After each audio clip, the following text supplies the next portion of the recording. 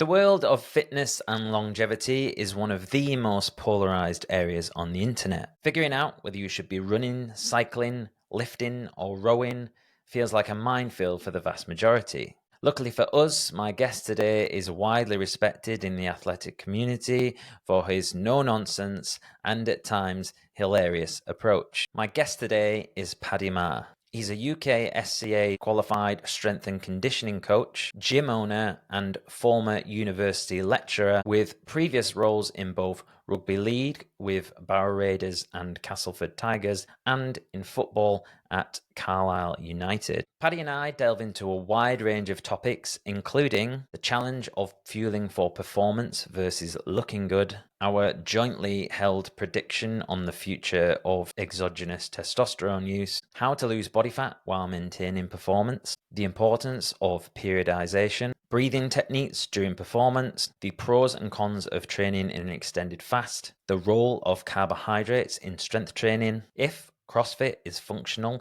the definition of functional training, which station Paddy would change in High Rocks, if you need to do ab exercises to gain abs, and if any sport in which the lads take their tops off can be taken seriously. I hope you enjoy my conversation with Paddy Maher.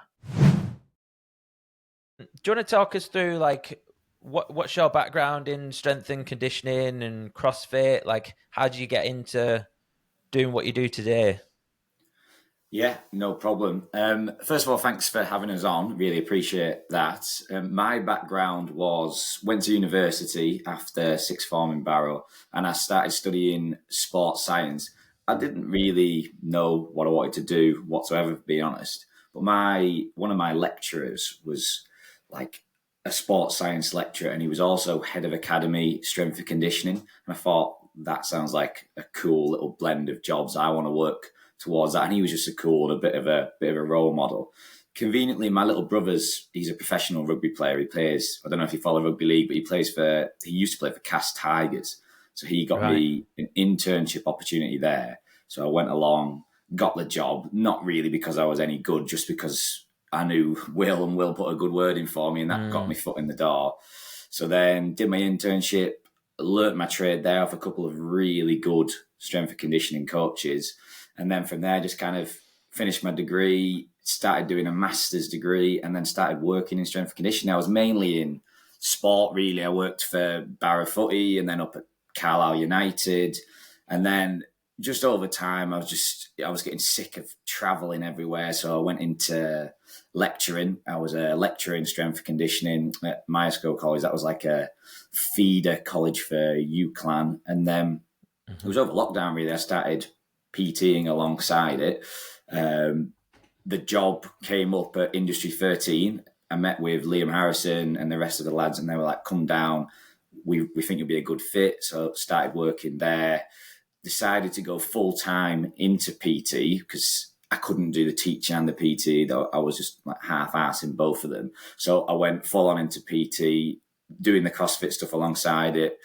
Loads of different plans alongside the CrossFit, but it's a CrossFit strength and conditioning style gym. So a lot of that there. And then, doing that full time now with face-to-face and online training, really. That's awesome. How long have you been doing CrossFit? Were you sort of doing that as you went along, or did you just do that when you joined industry? Well, I feel like I've been one of those like OG CrossFit followers from like the early days of 2007, even though like my rugby lads always give me like shit for kind of like doing it, because CrossFit doesn't, you wouldn't really be promoting CrossFit to like a sports person really, just because of the higher injury risk, and a lot of it doesn't cross over, but I just love doing it. So like, even though I do it, I wouldn't be putting that into say like my rugby players, or parts of it maybe like the Olympic lifting and the conditioning at times. But yeah, I've been following it since like whenever it started in like 2008 and everything like that. But I never really did it. I just did the classic bodybuilding myself, did a powerlifting phase like every teenager does. And then it was only when I actually got to industry that I started to learn all the goofy swinging around movements like bar muscle-ups and stuff. So that was only like, I couldn't do them 2 or 3 years ago. I remember when I was at CSC, like self with Matty, and Matty was teaching me kind of like strict ring muscle-ups and stuff like that. And Not that I've ever got them, but he was trying to teach me them. So I started learning a little bit of the kind of the underpinning strict strength work there, and then that obviously helps when you come to actually doing the proper like kipping movements when you're actually doing workouts. Yeah, like having that underlying ability to do it without the momentum and whatnot. I didn't realize you trained with Matty. Yeah, when I was working with Barrow football. One of our players called Mo Fafana lived with the chairman's son. I think the chairman's son went there, so he was like, "Come down, do a class." So I went down, did a class, like got on with Matty like a house on fire and Vicky, and then just started training there a little bit myself, like assisting Matty with the classes. We would do Olympic lifting classes together, and then I ended up going full time with Carlisle, and I didn't have the time anymore, so I ended up like leaving there and not going there anymore. But yeah, that was kind of straight after uni days. I think fair to say around 2015, 16 maybe. Could be wrong there, but yeah, quite a while Probably ago when now. you first started out, because he's Yeah, been yeah, there. yeah. Yeah. Oh, awesome. Where did you go to uni? So I did my bachelor's at Leeds Met, and then I did Right. my master's down in St Mary's. That was like a distance learning one part time, so that took 3 years. You had the choice of doing it over 2, 3, 4, or 5 years. You can just do as much as you want. And I did 3 years, and you just went down in the summer for all your exams and your practical assessments, but the rest was all online, which is probably the way to go these days, because once you get out of university, you're kind of into the working world. But it was tough trying to balance doing the online strength and conditioning degree whilst full-time working. You don't quite give it the same commitment as you do when you're full-time. But yeah, it was a great degree, and I learned a heck of a lot from it. And the people there were very, very good. So I definitely took a lot into my job now. Yeah, I think there's yeah, if you're into like the rugby scene, it seems like a lot of people go down to Leeds.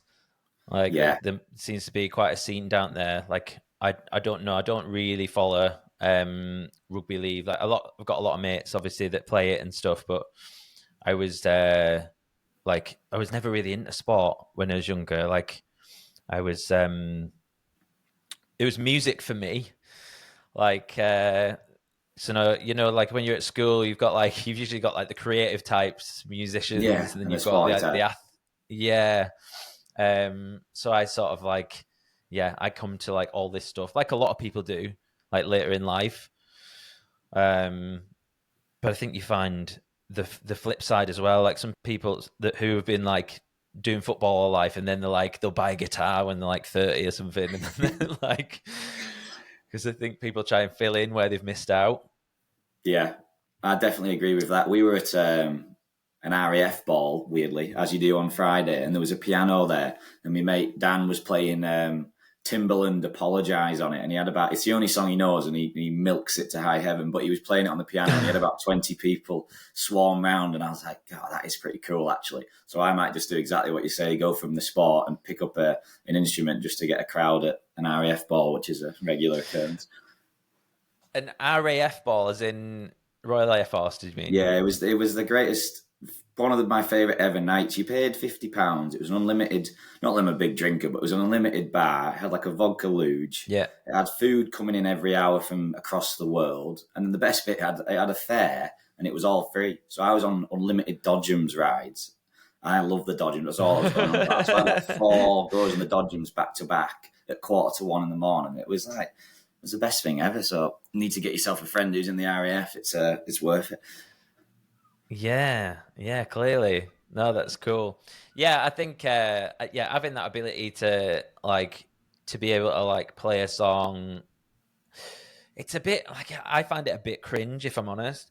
Like I think you find it cringe if you're in it, if that makes sense. If you are a musician, whereas I'm always like a little bit shyer on that sort of stuff. Someone say, "Oh, play us a song" or whatever, and you're kind of like, I think because it feels a bit like it just feels a bit easy sometimes, if that makes sense. Yeah.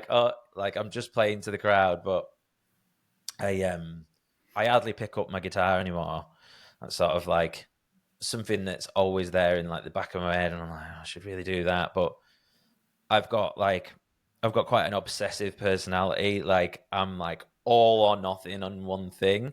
Yeah. So if I'm in a band, I'm like, I want to be in the best band. I want to be rehearsing all the time. And then if I'm training, I'm like, yeah, I want to be training the best I can and stuff. So for me, actually, like that balance, that like moderation is something that I'm like always like walking between and trying to sort of balance. You seem like you've like from your content or whatever, you seem like pretty straight and down the middle with like having a relaxed approach to that sort of thing. What do you think? Yeah, I think everything in moderation, really, as long as you can find the time to do it justice and you can fit it in. I don't try and do everything in one go. You find that with this kind of CrossFit style of training, you try and get every single plate spinning and you don't improve anything. So it is trying to get the nice balance of just focusing on certain things that are going to improve kind of like my own performance at the moment rather than trying to work on everything. But then on the side, I do like to get the balance of like making sure that I've got enough time to spend with my family, with my partner and the dogs and stuff like that. And that's something I've been really bad at since transitioning from teaching to into full-time work. And that's what, if any, there's quite a few in the area who are kind of going into this like full-time training at the moment. It's like I'm always trying to help, well, not always trying to, but if they ask me, I'll say just make sure that you get your balance right, because you end up with just working 80, 90 hours a week and you've got no time for anybody else, and it puts strain on other people, like significant others in your life. So you do definitely have to have that right balance, which I've got more so now, and I'm working hard to make sure I've got it better. But initially I was way too many hours, didn't have that balance at all, and couldn't even think about playing an instrument. Whereas now I feel like I could be in a place where now you've just said that, I could be in a place where I could, in an evening, because I've got evenings back now, I could actually do that a couple of times a week, which is where I want to be. That sounds like a nice spot to be in. Yeah, I think it's all like periodization, isn't it? Like I was talking to, do you know Geordie Hammond? Yes. Yeah, I was talking to him this week, and obviously he's like making a push with his S&C journey and that, Yes. and I seen him, in early in the mornings and then doing the late nights, and then he's got his Yeah. job or whatever. And I was like, "You must be knackered, mate." And he's like, "Yeah, I'm loving it," but I was like, "Yeah, just periodize it." And I think, yeah, like it's not going to be forever, is it? That was No. one of the things I wanted to ask you about. Like, do you think that we should be periodizing like things like, should we have a hypertrophy phase? Should we have fill in the blank phase? How do you go about like looking at a year for the different athletes and regular people that you train? Yeah, it depends on what the sport is, really. If you're most sports will have kind of like an off season, and you would do like general strength training there. You'd look to improve. It might be muscle mass, it might be a hypertrophy phase, or we call it sometimes anatomical adaptation, where we're just trying to improve our anatomy in some regards. So it might be single leg training in that phase to correct any imbalances, or it might just be general trying to improve work capacity and build a big old base. But at the same time, I'm a big stresser. If there's something important to that sport, you should be doing it all year round. So most sports require speed, like you actually are quick. Like I went to play football for the first time last week, and I felt like my legs weren't working when I was trying to sprint. Like I'm fit-ish running wise, but sprinting I hadn't done. So sprinting, you'd normally say that's specific prep, but that for me should be done all year round. But yeah, you would generally go from like a general prep phase into this specific prep phase where your demands of your training start to look more like sport. You might move into like a basic strength phase, introduce some like low level power exercises, and then you would move along the continuum to just before the season starts and do a competition phase, which is very sport specific related stuff like your power work, your loaded jumps, med ball work, plyometrics, sprinting. You would be doing loads of, if it's football or rugby, small-sided games, and you wouldn't really be doing much unstructured running. That would be more in the first phase. And then for sports like football, you peak every single week. You peak every Saturday, every Tuesday. So it's like a mini periodization going on at the same time. You have to allow them to recover, put some work into them, and then taper off. Whereas if it's like an Olympic sport every 4 years, you've got like 3 solid years of building with like little events as you go. And then you've got to have that 2 to 3 week taper going in to it. Similar with like a marathon, you build them up in terms of volume, build up big old base, drip feeding intensity as you go, and then you bring that volume down as you go into the comp, keeping that intensity high, and then they should feel fresh for the race. So yeah, all sports should undergo some level of periodization. It would just differ in terms of if it was an individual sport or when your kind of event is really, but it's the same rules of going from like general exercises on one end to specific on the other. Yeah, it's like there's a lot of maths involved, I guess, with fitting it all in and peaking at the right times. Like, Yes. it just occurred to me when you were talking about like the differences with like a 4-year Olympic plan versus like a week-long one for football.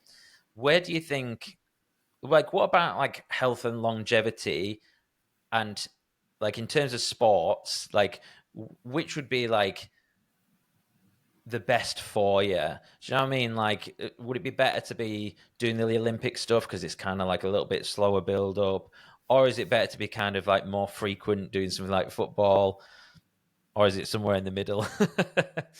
Yeah, I don't think I could give you a proper answer to that question in terms of like, I guess it was which one for your body you could kind of stay injury free. I don't think there's anyone that's looked on kind of like this sport is better for kind of like reducing heart disease down the line or anything like that, because you do hear of like those who do a lot of endurance training can actually like negatively affect the heart, like create striations on the heart. I was listening to a podcast on that the other day, because you are putting the heart under a heck of a lot of stress, like day in, day out. So you do have to definitely get the right balance. But similarly, you can improve the heart strength just by doing the endurance training. So it's getting the balance there. I think it's individual. Some sports are going to have more of an injury risk than others. And you have to just see what works for your body. But I don't know which one would be better long term. I always say with exercise, do the one that you enjoy the most and you can stick to. Most people try and do something and then they fall out of love with it and stop doing it. But exercise in any shape or form has so many benefits from a health perspective. I would just be, when I work with a client, I'm always like, what sports are you doing at the moment? What do you like doing? And they're like, well, I've seen you run, so I need to run. I'm like, you don't need to run. Do whatever you want. You can, if you don't want to run, don't run. Like, cycling is probably better for you than running from an impact perspective. It doesn't mean that you're going to get bad knees from running, because the research shows that those who run generally have like thicker, stronger cartilage, ligaments, etc. But if you take it too far, you can create issues like tendinopathies and stuff like that. So what I did notice though, like if I had to choose a sport though you should do probably forever, it must be cycling. The amount of people who were like mid-60s, 70s on the Fred Whitten who beat me was ridiculous. I was like, what is going on here? I think it's just one of them sports you can just do forever. Just keep going, keep going. I feel like everybody should have a bike. Like there's no impacts. Like it's great for training the heart. You can keep it low intensity. You can get out and see the world. I think cycling would be one I would choose that everyone had to do to help with longevity. Yeah, my dad's been a little bit into cycling like the past few years. Not so much the last couple of years, but he did get into it like in his late 50s or whatever. And he was absolutely smashing it, like you say, doing the Fred and that. Yeah, nice. But I think so many in that generation though, like they're not doing the strength training. Yeah. Which is the other side to this, isn't it? Like, how do you feel about so let's hover on that, like older athletes, and you know, how can they incorporate like an effective like split of that sort of stuff, and can we build muscle mass into our senior years, etc.? Yeah, good question. I like it. Yeah, so I remember teaching a lecture on that called The Aging Athlete. And yeah, you obviously do get a reduction in strength, power, muscle mass as you age, but that can be attenuated by resistance training. So it is important for I were like, well, for everybody should be resistance training in some shape or form. And you just need to go, if you were an elderly person listening, wanting to get into this, you need to go see a professional. It's worth investing your time. They need to look at you and pick the right start point based off what you've done, your mobility restrictions, if you've got any injuries or anything like that. And they will work with you, even if it's just like seated chair squats or something like that, sit to stand, and then work towards full range of motion squatting if that was appropriate for you. It's just, there isn't really a set, do this plan. You would have to work with an individual and see where you are and build on it. But yeah, it's important to make sure you keep that strength. There's studies out there in terms of like pelvis fractures. If you do strength training, you reduce your risk of a pelvis fracture when you fall. You can mitigate that, and that is so important. So yeah, I've got my granddad's like doing like banded stuff here, like banded stuff on the door when he had his shoulder pain. I remember he did like 2 sets. He was like, yeah, the pain's gone. I was like, it hasn't gone, but like it's working towards it. Like you've just got some blood flow to that area. But yeah, it's important for the elder to be doing strength training, definitely. But the hardship is like taking that initial plunge. Just how the heck would you know where to start?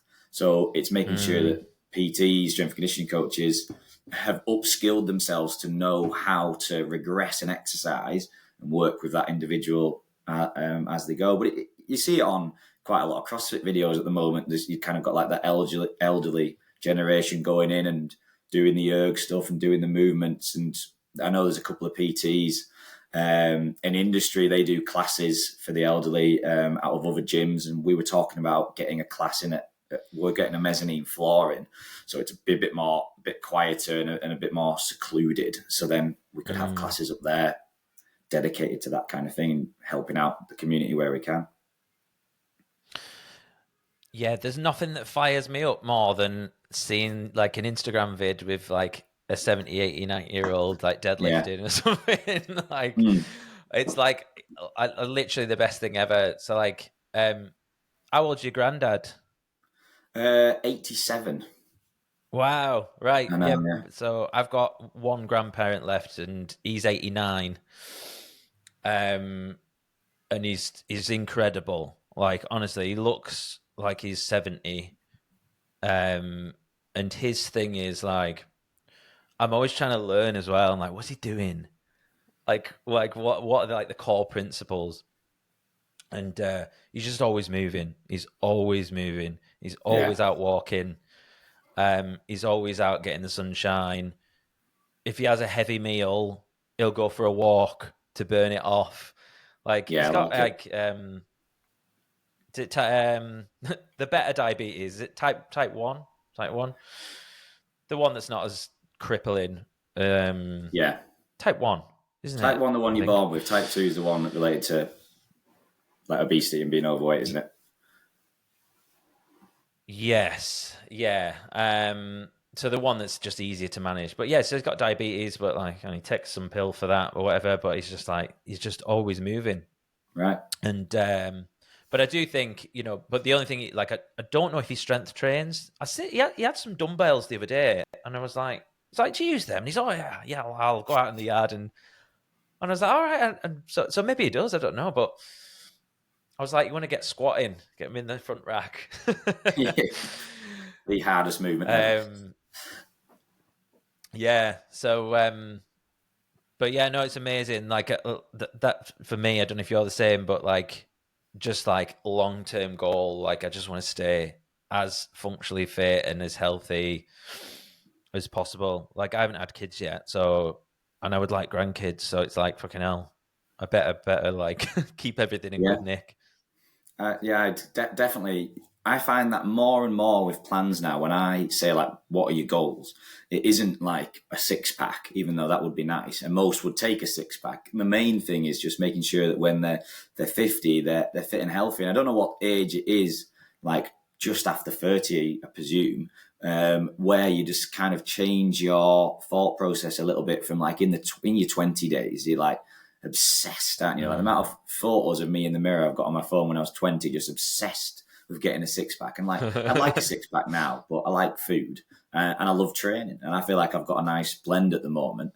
And I'd rather just focus on being fit and healthy. Like a lot of the time, if I end up with a little niggle, it really, really annoys me. I'd rather just have no niggles, enjoy my training, and have just that better balance that way. But yeah, when you're 18 to 25, that was not my thought process. It was just smashing the gym like 4 hours a day, eating tuna and spinach, and that was about it. And then hoping for the best. But yeah, you just mindset changes, doesn't it, when you get over whatever age it is, 30 odd or something like that. That certainly has for me. Yeah, definitely. I mean, I must admit though, like you're always kind of like fighting that like instinct to be like looking in the mirror or whatever, and like that vanity side. So like, yeah, the main goal is kind of like longevity and stuff, and then but you can, yeah, it's definitely something that I can struggle with it sometimes. I'm kind of like, oh yeah, no, I should really start cutting back or whatever. I need to reduce my tummy and that, and that was one of the subjects I wanted to talk to you about, is like fueling for performance versus looks. And I'll tell you why I was thinking about this. So District L was quite recently, wasn't it? Yeah. And for those who are listening, it's like beautiful kind of hybrid-y sort of CrossFit event in the Lake District. Beautiful weather. Everyone's got the tops off. And so like the week building up, I was like tapering. But then I'm like, well, I need to get the carbs in. But I hold carbs. Like I can just fluctuate really quick. So like my belly can just go like like Yeah. every week. So if I cut back a little bit, I'll like trim up real quick, and then the opposite. And maybe there's some sort of mild intolerance going on there with wheat or whatever. But like but yeah, we're at the event or whatever, and then I catch the pictures of myself, and I'm like, oh god, a little bit of a dad bod going on there. And then I'm thinking, right, if I'd have just like, maybe I shouldn't taper, maybe I should carry on training all the way up, maybe I should not smashing a load of sweet potato as much like during the week or whatever. And it's like, I don't know. I just wondered, do you have any thoughts on that? Like, how can we get that balance right? Or maybe I was just too fat to begin with. I don't know. I think with that one, it probably sounds like you've left it to the last week. Like you're not gonna be able to like drastically improve your physique in 1 week, and it's just kind of like it's probably just a more of a plan for that year going into it. What I would say there is like if you it would probably be more beneficial to go for performance in that stage rather than cutting out drastically on carbohydrates, especially when you've got a 2-day high intensity comp like fell runs, weightlifting, all sorts going on.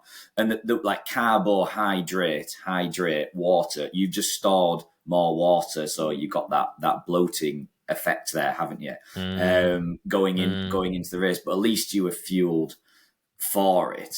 I would probably be looking at stages, if you did want to lower body fat, I would be looking at stages away from the comp where your training's not quite as intense and you can go into that little bit of a cut there when your energy demands aren't as high. But like when you're in that last month and you might be training twice a day, you've got to be fueling for every single training session, and you won't lose body fat unless you're in a deficit.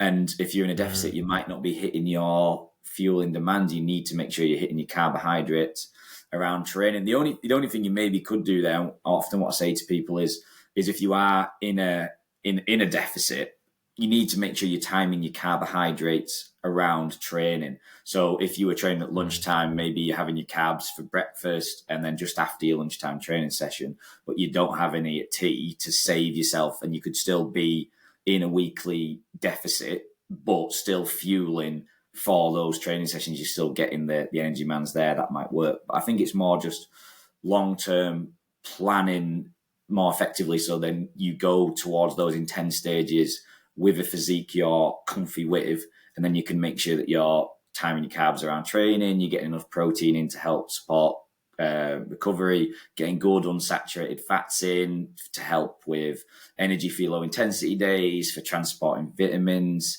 You're getting all the antioxidant stuff in there, all the vitamins and minerals, and then you're ready to really attack your training sessions. I think there's nothing worse than being underfueled for a training session. You can feel it, you feel waffy, and you can't maximize it. You feel sick, and you just feel like you've had a dreadful training session. So you're just probably not planning there. And then in District L is a funny one. Like I don't want to call people out, but a lot of people came up to me and were like, they must be on some kind of performance enhancing. So, and I think I was like, probably. It seems very easy to get hold of. If you actually do ask a lot of people, they're very, very open and honest of like, yeah, when I was this age, I took it. So if you probably went and asked them, a lot of times you look at your physique and you're like, why don't I look like that? I've done resistance training for 12 years now. But if you're 100% natural and you're going against somebody like that, I remember that I follow that Jeff Nippard. I like his stuff, and he did one. It was like testosterone level. I mean, he's good. He's like a science-based YouTuber or whatever, but he always puts research articles, and it was like Jeff, what was it? Jeff Nippard, his was. I think he's Jeff American. Nippard. He said like if a regular person can have testosterone levels within normal limits of like 350 to 800 or something like that, like maxing out at 1,000. Whereas if you just take in like the anabolic steroids, it goes up to 10,000. So like how can you compete against those people, which is annoying. And I think that's why like High Rocks, correct me if I'm wrong, has got drugs testing in it now. CrossFit does at the high level, and it might start nipping it out. But most people have built their bodies on those anabolic substances, and it stays. Like you can obviously lose muscle mass, but when the studies compare those who've been on steroids and not been on steroids, the cells have changed. So what I would say to you is that don't compare to those who've taken steroids when you're on your own journey kind of thing, and just focus on improving your own physique where you can in your own performance. Not saying everyone has. There's genetic outliers. Some people are just jacked Greek gods, aren't they? And others have taken a supplement. It's fair enough. Do it. Like if you want to do it, you do it. But it's annoying when you're in the same category, isn't it? I think, a few things I was thinking there, and it's interesting, isn't it? And this is something that I don't think a lot of people would admit or know. And it's on like the testosterone point or anabolics in general. I don't really know any other names for them. Yeah. But like there's something going on with like that muscle memory, isn't it? So it's like if you've been able to activate that muscle better for a period on anabolic steroids or whatever, then you are going to have some benefit later in life, like provided, like that's the argument, isn't it? Like, because I know like a few lads that have had them, and you're kind of like, oh yeah, but I don't get any benefit now, and I'm like, probably helped you. Like, no, it does. There's a study. I'll dig it out and I'll send it to you to put it in the notes. I saw it on Twitter not too long ago, and it was just looking at the cellular structure of those who had been and haven't, and it was still there when they'd been off steroids. It had changed. I'll have to find it to go into more detail, but I remember reading it thinking, it does stay changed for long periods. So yeah, I take your point there. Yeah, definitely. I'll find that for the It's notes. Interesting, isn't it? I would imagine. I imagine though the feeling, and by the way, neither of us are recommending taking steroids, but I'd imagine the period straight after is horrendous because you just like if you're used to having that. But yeah, there must be some long-term benefits there. Like I wonder. I've been thinking like in the next like 5 or 10 years, do you reckon, or even sooner, do you reckon there'll be a little bit of a movement to like be like pro T and pro anabolics? Like, I don't know. It's just people seem to be talking about it a lot more now. It's like it's less hush hush. Yeah, that's really weird. I don't know if you sat behind us last night. We had this exact conversation. I was doing my garden last night. I had a couple of mates around doing the garden, and then we went to the pub for a beer afterwards. And one of the guys said, "Do you think it'll just be a bit more like everybody will be having it? Everyone will be able to like give you it, like doctors, GPs, and whatever, like or trained, whatever. They can just give it a bit more on prescription or whatever for like TRT and whatnot." And he's asked me the exact same thing. And yeah, that might be the way it goes. The thing is with like testosterone. Like some people do need, if you've got the levels are lower than whatever it is, 350, I can't remember what it's micrograms or something, then it may be worth it. Yeah. But for most normal people, testosterone doesn't actually necessarily, having more testosterone doesn't necessarily lead to more muscle growth. Within that study, when they looked at people within the normal range, like 350 to 750, the ones who gained more muscle didn't necessarily have, after like the 12-week period, necessarily have more testosterone. So if you're in normal limits, more testosterone doesn't equal more muscle mass. So it's not really like Why? that What's that all necessary. about? What's going on there? I don't. It's to do, apparently. It's not to do with testosterone. It's to do with androgen receptors. When I was reading the research the other day, so it's more to do with the level of androgen receptors you've got in the body rather than actual testosterone. I just thought it was an interesting study because everyone thinks, you would think that those who've got more testosterone with more muscle mass, but it wasn't like that. Some people had lower testosterone and could lead to more muscle mass after the 12-week study. But that's if you're within normal limits. So it's probably worth, well, not worth, because again, I don't know how you get like the TRT tested, and there's loads of clinics out there, but like, how do you know they're reliable? I actually text my mate who's a GP, and I was like, what do you actually do for like TRT? And he was like, well, you would come in to the hospital or whatever, and then you go see those in endocrinology. And I would much rather go see an actual specialist in the area if I was going to do it, rather than just, somewhere, a clinic, even though they might be like perfect and really, really reliable. I just worry that because they're not like registered with the NHS and whatever. But yeah, it's an interesting topic. I don't know where it'll lead to. Yeah, and there must be, like, I wonder, like, if there's any like short-term fluctuations with when you get taken. So if you have it first thing in the morning, fasted, versus going to your GP in the afternoon after you've had some lunch or whatever, like, how does that change? And then you've got like free testosterone is another thing, and sex hormone binding, and there's all these different things. So I don't think it's like mega straightforward. I did actually start tracking it as of like about 18 months ago, because I started becoming a little bit more aware of this stuff. And I actually thought I had low testosterone because I was like a bit lethargic or whatever, like a little bit of like depression.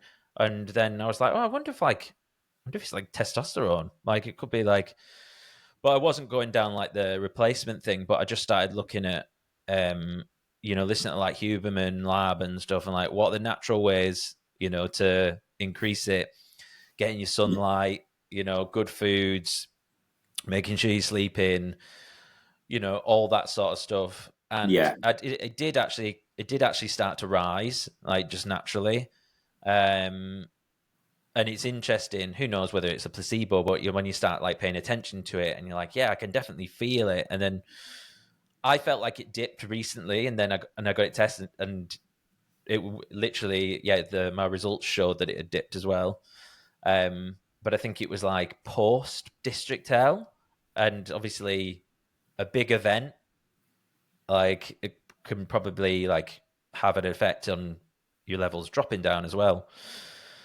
So yeah, I'm dead interested in all this sort of stuff. But one of the things I wanted to ask you about was just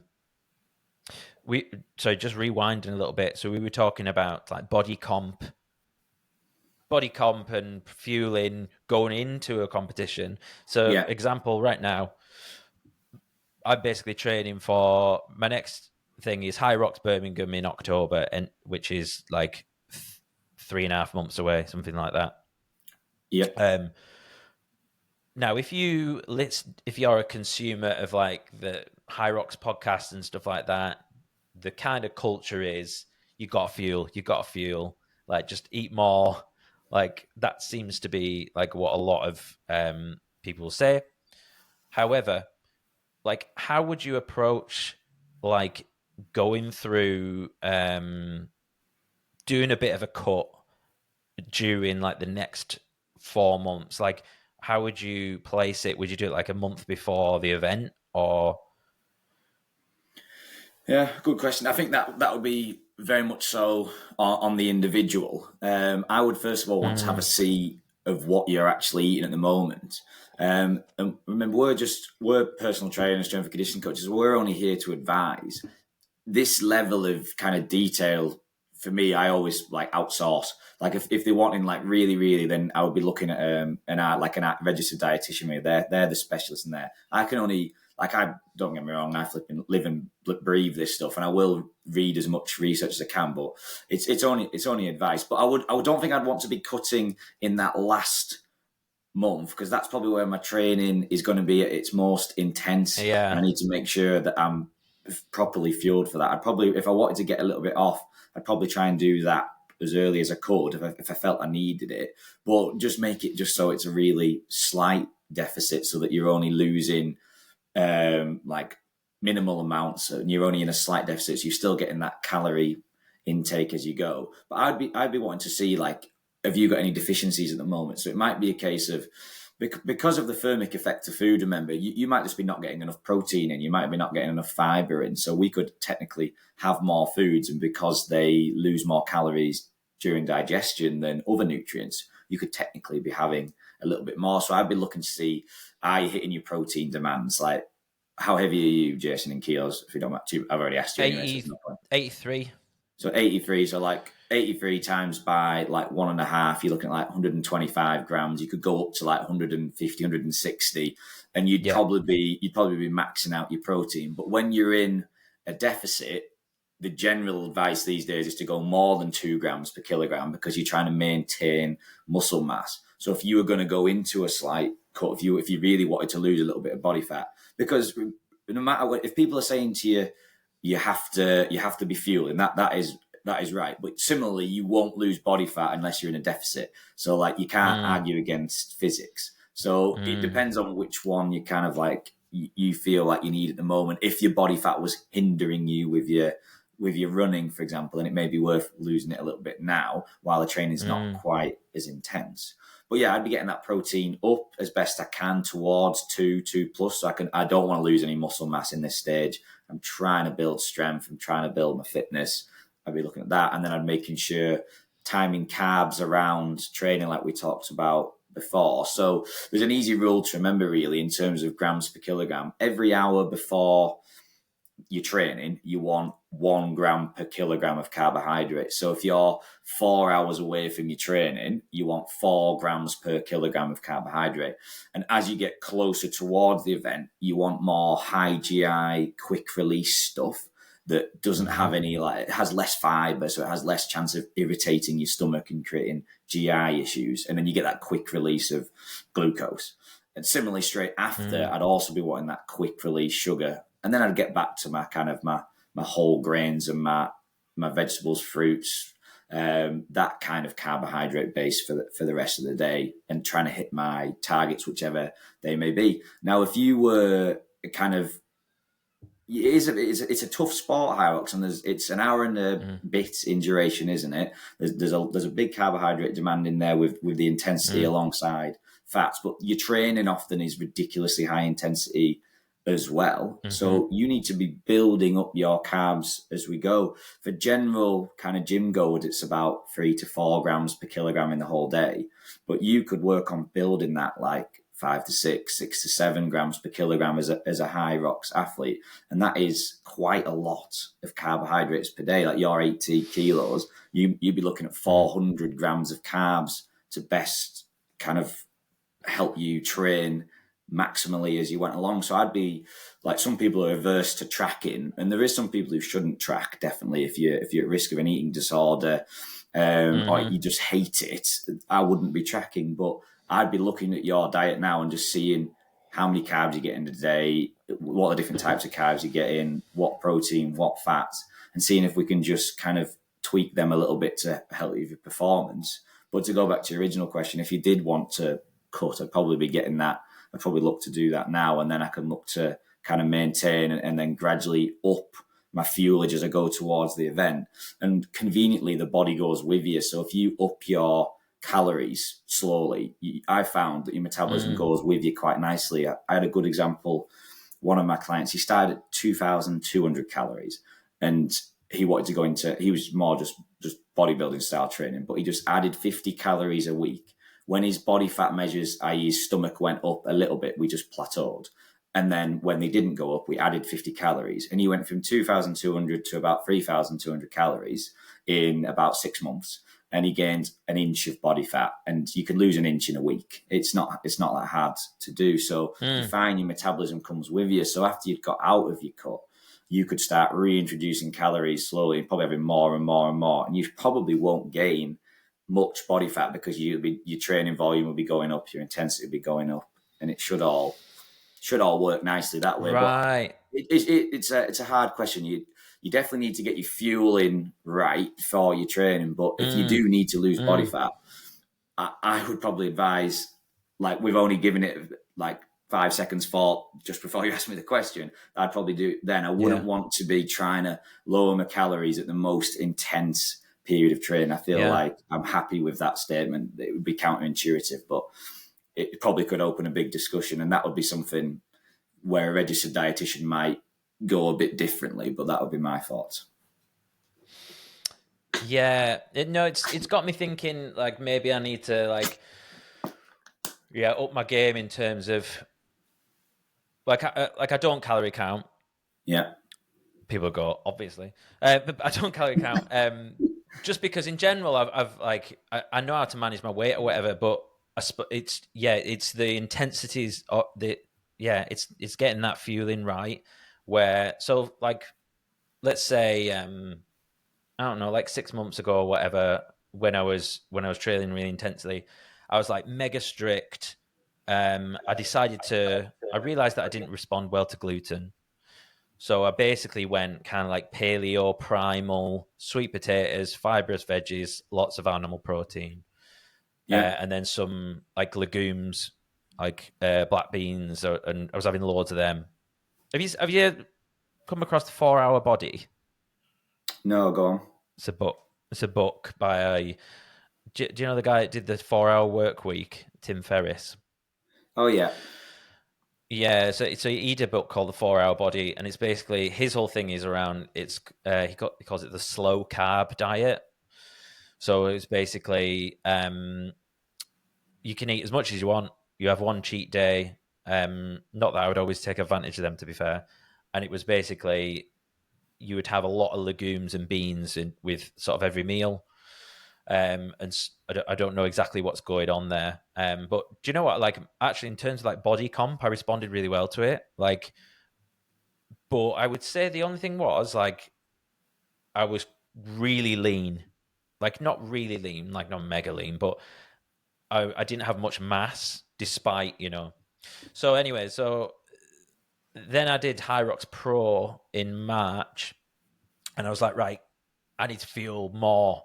So then I started eating more. I started reintroducing like sourdough bread and stuff. I'd heard that like CrossFitters are big on wheat as a good thing to fuel performance. And I did feel that I performed better, but I got fatter. So a long way of saying maybe I might start looking at some of the things you're recommending. And it's interesting what you were saying about...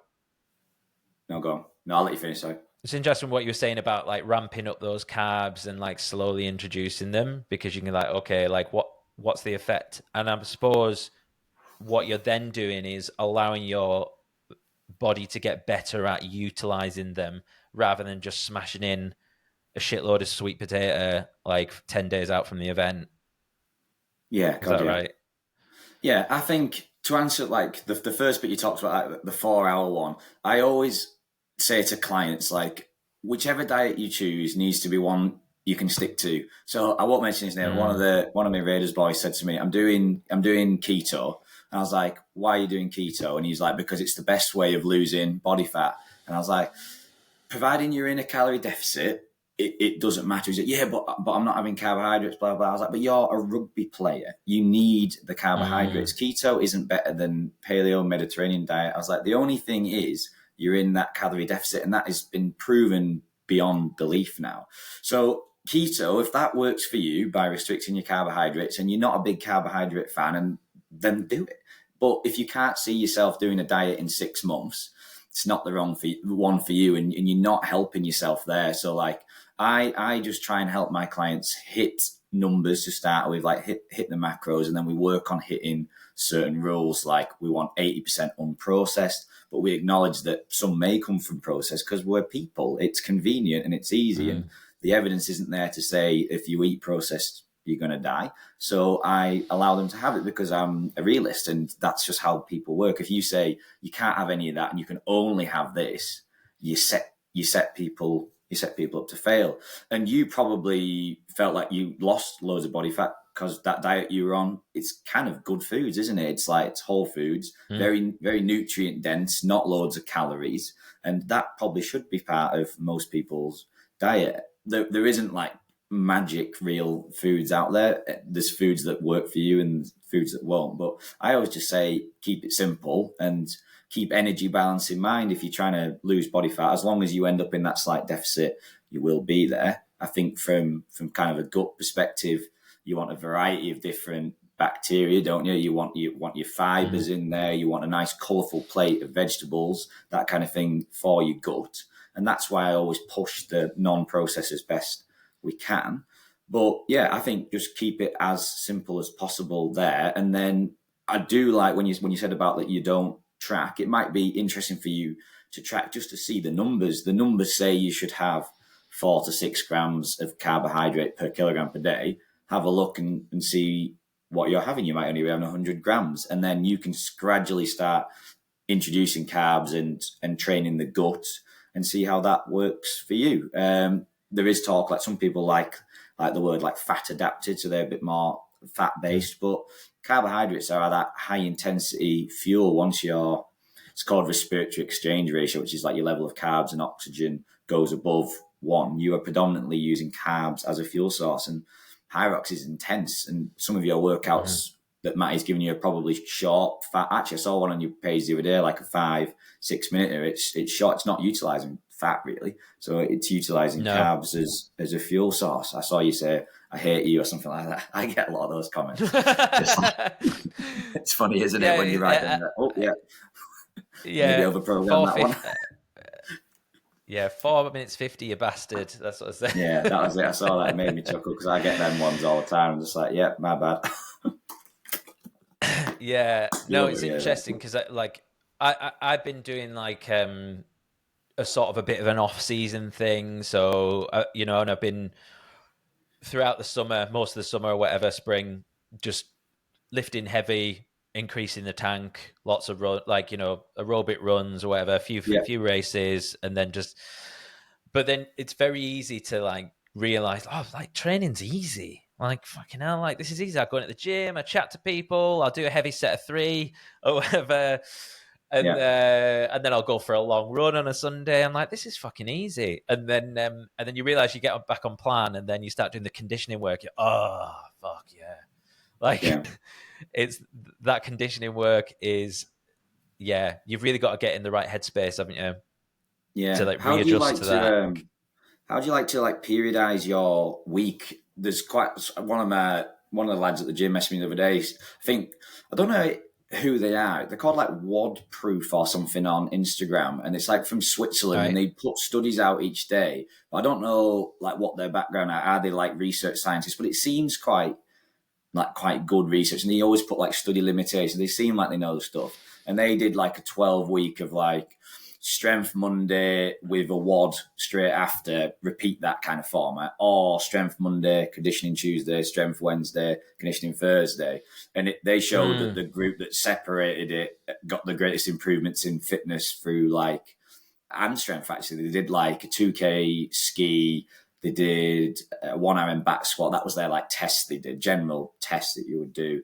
And they were better splitting it. So that's concurrent training which is what we do. Like we try and train for strength and endurance, and like what's the best way. And I was wondering, how do you feel you respond better? Do you like a strength day, conditioning day, or do you like it kind of both on one day, or have you never really thought about it? Honestly, I'm not sure. I don't know if I don't know if I would even know what's best for me at the moment. Like, so basically last year, like I only joined Cumbria Strength like just over a year ago. So before that, I've kind of just been doing my own thing or whatever. But yeah, so that's like the first time I really got into like conditioning, and I went on plan with Matty. I did 6 months. But honestly, not sure, not Yeah. sure. So I would It's be hard to fit totally everything in, though, guessing. isn't it?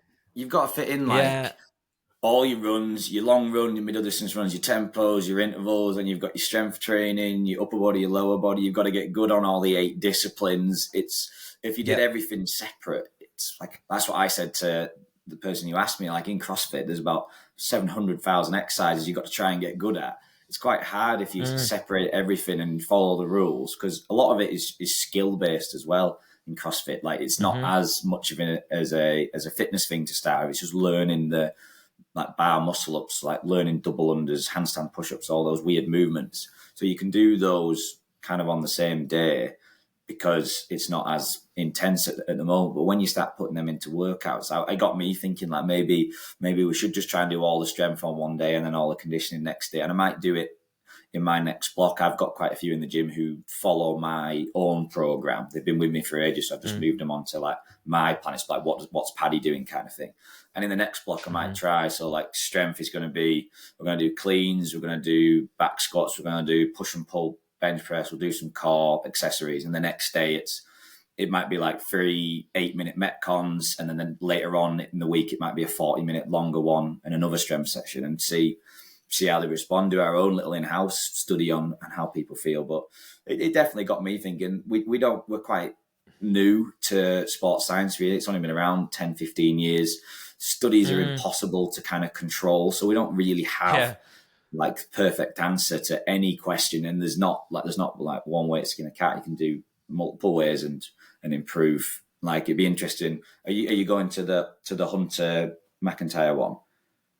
Yes. Yeah. It'd Yeah. be interesting to see You. what he does, and his way won't be the best for yourself. Well, it might be the best for you, but it might not be. So it's kind Mm, of it's just having that analytical skills to pick out what he's done being the best. There must be traits in there that you can apply and you're not mm-hmm. thought about, but doesn't necessarily mean it'll all work for you. We just don't know is the answer to most sports science questions.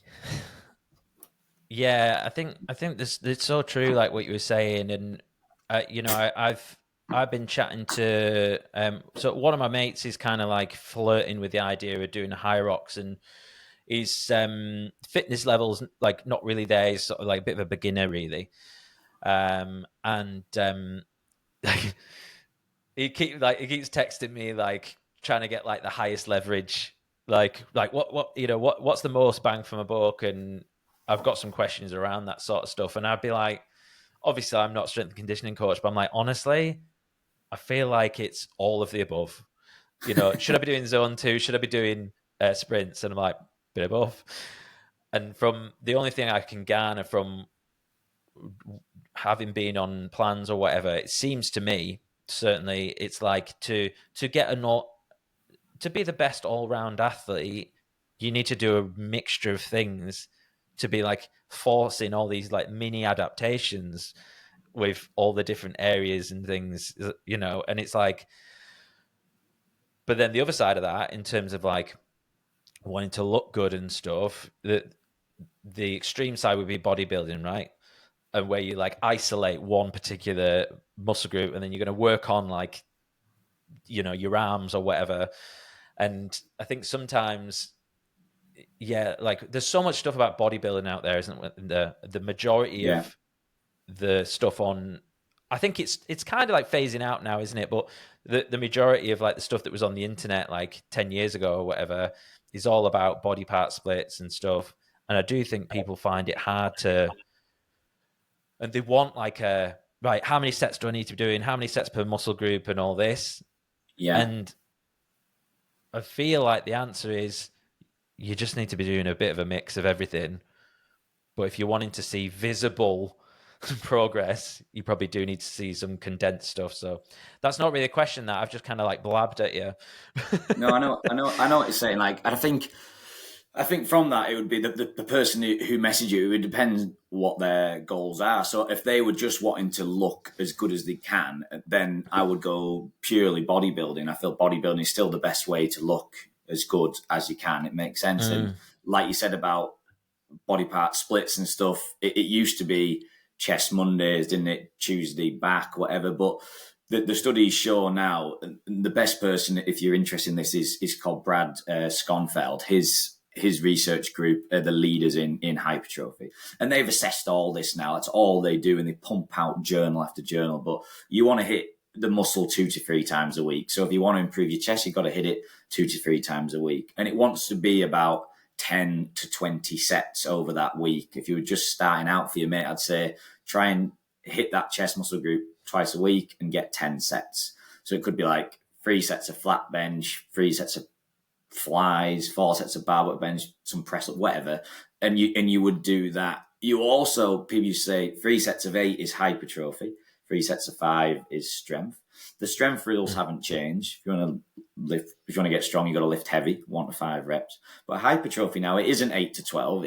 It can be 8 to 12, but it can also be 6. It can be 15. It can be 20. It can be 30. It doesn't matter on the rep scheme. It's more about how close to failure you get. So if you're going really, really light, like sets of 30, it's more important that you get close to failure. Because essentially, when you're doing the lighter rep stuff, you're using those smaller type 1 muscle fibers, and you're trying to fatigue them. When they're fatigued, we bring in the big boys, the type 2, and that's what leads to muscle growth. You can do the same thing with sets of 15. You just got to get close enough to failure. They call it 1 to 4 reps in reserve now is important. RIR. So essentially what I would say to you, mate, is every time you're in the gym and you're doing your dumbbell bench press, if you could do another 5, that's probably not going to lead to muscle growth. It needs to be somewhere between 1 and 4 reps in reserve. And I would just follow those rules as I went through my gym training career. In terms of what we're talking about, in terms of like improving running and improving strength at the same time, that kind of goes back to our concurrent training, really. Like, and I think the newer you are, you want to just focus on a couple of things and spread the stimuli by at least like 24 hours. The more advanced you get, variation is a key principle of training. So people who've been doing it for 5, 6, probably Hunter McIntyre done it that long, he can have more variation in his training on a day-to-day than somebody who is new.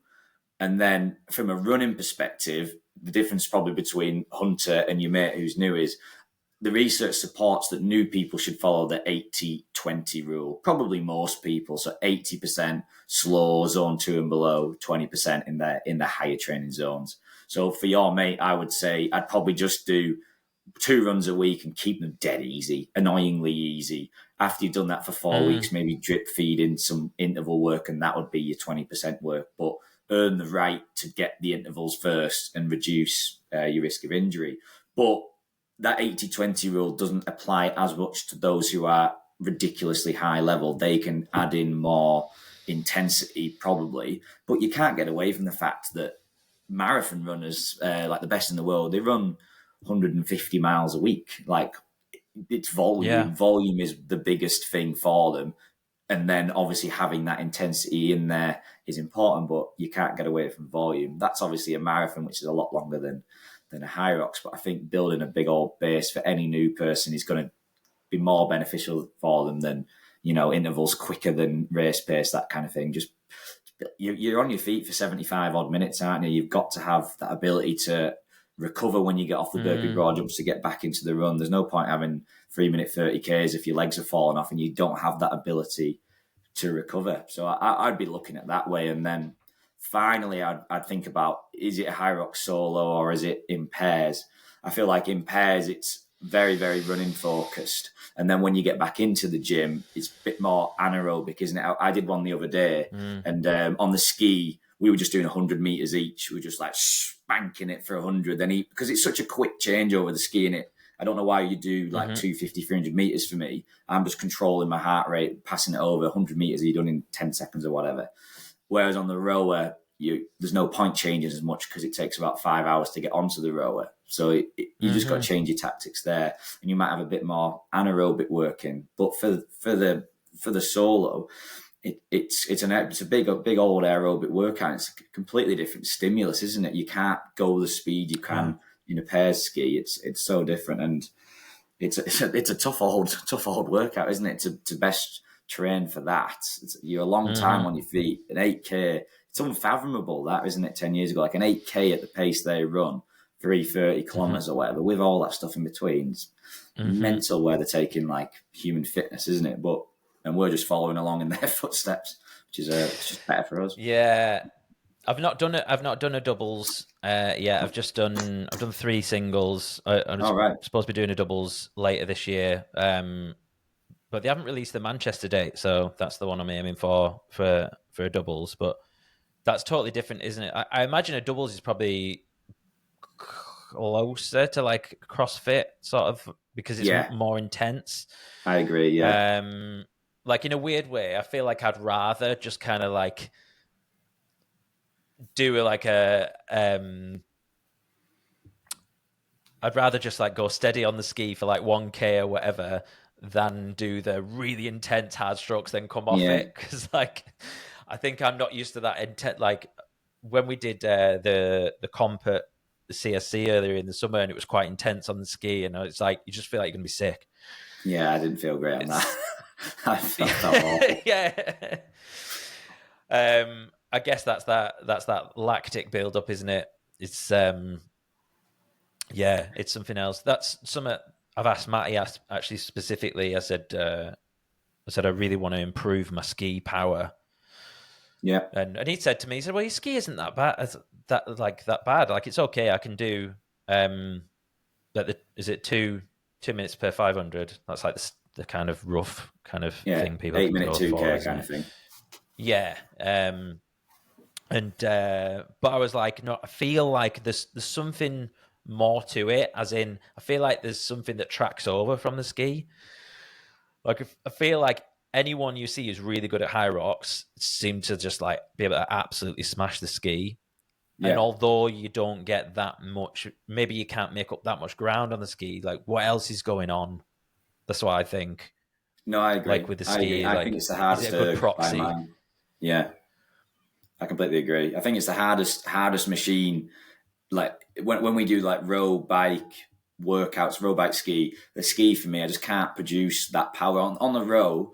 When it's at like calorie an hour, I could sit at 1,400 calories all day. I find the ski 1,100 calorie an hour. I just don't have it. Don't have the ability. I don't know if it's a technique thing or I've just not put as much hours in, like you said, doing some like out and out anaerobic training on there, or even just getting used to like big aerobic based stuff on there, doing your longer intervals to get used to the repetition and getting more economical on there.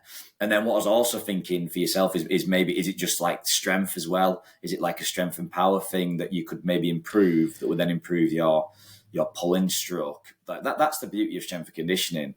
To go slightly off topic, but like you can improve your just general overall strength doing like squats, deadlift, bench presses, rows, that kind of thing. And I remember reading a study and it improved like golf club head speed, and you could hit the ball further just by doing basic strength and conditioning in the gym. And that's why it's taken off in golf. So for yourself, just by doing, which you're doing anyway, but just carrying on getting strong and powerful should cross over to your ability with that anaerobic kind of 10-second work on the ski. If you're doing your pairs, depending on how you do it, that'll probably give you big dividends just as much as actual ski training will as well. And if you get the blend of both, then you'll be fine. But I like that, like looking at my weak points, like what's the worst thing for me on there. When I did that one, it was the lunges at the end, like just under my ass, cramped. And I genuinely, I was like doing the wall balls, and the first rep was touch and go wherever I could move. It's like, what the hell is going on here? Like, it was weird. I felt good about 30 minutes in, got into it, and then just them lunges, just bloody hell. I was like, what's going on here? I've never felt that before. So, mate, the lunges are the same. Yeah. When I did pro, like the lunges were so tough, like that 30 kilo sandbag. And what races have you done? Like how many, what? The only high rocks we've done, like I actually signed up for the one in where's the one in October? Is it in Birmingham? Birmingham, yeah. Yeah, it was my brother's wedding. He's getting married out there, so I was going to do a pairs, my first pairs. So we've only just like simulated it in the gym, so we've never actually done like an Right. official, with the Okay. championships and whatnot. We just did, which was probably more annoying because like we only had a certain amount of sleds, so you have to like take the weight off the sled, put the rope on. So we lost time there, but simulated it as best we can. And done a couple of those, and we usually do like a Thursday team sweat where we do kind of like high rock style. Saturday morning for us, we do like that style of training. It's enjoyable and it's low Yeah. skilled, and you just lower skilled than CrossFit, so you can just. I love just the team based send it stuff. So yeah, that's the main one. But I've never done a solo, and it's something I Hmm. need. I will do. I will book whenever those Manchester tickets come out again, and then yeah, I'll give Yeah, you an get it insight. But done. the rules of strength and conditioning apply across the board. That's the beauty of it, really. Like no matter your sport, there's things that you would apply to high rocks and golf. There'd be there'd be crossover there, and it's such a different sport. Can't go wrong being strong and powerful for most things. Having an aerobic base, it helps with everything. Yeah. Yeah, for sure. What do you think about I want to talk about breathing as I breathe. I want to talk about breathing. So like I first found out like I read have you read that book by James Nestor? Is it called Breath? It's all about nasal breathing. I read that a few years ago and I really got into that. And then I started paying more attention to breathing through my nose. Then I got into like high rocks trading, and my first high rocks, I actually did it all nasal breathing because All I'd right. just built that ability. I used to be able to do a 5K best effort nasal breathing. I did like a 22 5K nasal breathing like a year ago. I could do it faster now, but I mouth breathe. Um, and you can see my extreme like personality coming out here. So like my first high rocks, I'm like, and then anyways, and then my second high rocks, which I did much better, but I was a lot fitter. I'm like, like full on breathing. Like I've done like the Wim Hof course, so I'm proper interested in all this stuff, and um, I'm sort of like obviously so by bringing in all that extra oxygen, let's say mouth breathing, yeah. Obviously, you've got more oxygen to use, Yeah. and it's ramping up your heart rate. So it's kind of like how can we like look at like breathing? Let's say during a high rocks race, because I'm like